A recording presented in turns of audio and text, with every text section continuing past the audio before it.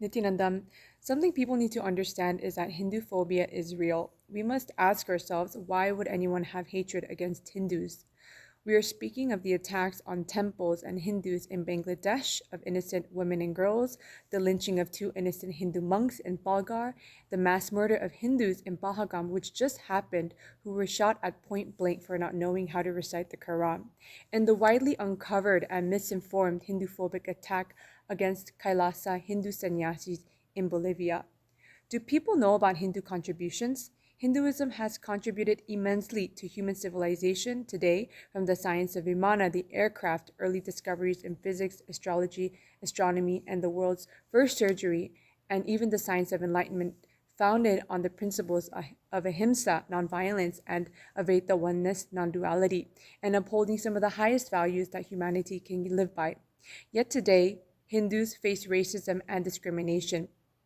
I raise this point because the attacks against Hindus continue and not enough people are standing up against these acts.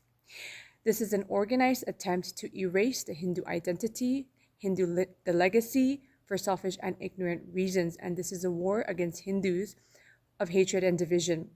And because too few Hindus are speaking up, afraid to stick their necks out, their voices are ignored and Hindus' voices are dismissed. And a vast majority of people around the world remain uninformed and widely misinformed, with racist views and faulty generalizations about Hinduism, Hindu contributions, Hindu legacy, Hindu history, and what Hinduism truly stands for and represents. Once a man even asked me if the tilak on my forehead was blood and why I wear it. Of course, this question was shocking, but this shows the lack of basic knowledge about Hinduism. This actually symbolizes the seed of enlightenment, the third eye chakra, and it is a mark of sacredness and not something to be mocked or feared. So when similar attacks happen to Muslims, Jews, or Christians, the media responds immediately. But when Hindus are attacked, even massacred, the media is silent and failing to even mention that the victims are Hindus. It is unacceptable that despite Hinduism being the third largest religion and the oldest continuous spiritual tradition and the most contributing, Hindus are amongst the least represented and the least defended. So it is time to break the silence. It is time to stand up, spread the truth about Hinduism, and reject the criminal negligence that has allowed this injustice to continue till this day.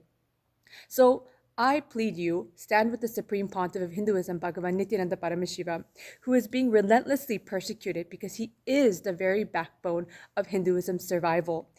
The Supreme Pontiff of Hinduism has been courageously voicing the untold history of Hindu Holocaust, Hindu persecution, and the genocide, boldly bringing these truths to global attention, and tirelessly has been working to protect and revive Hinduism to its original glory.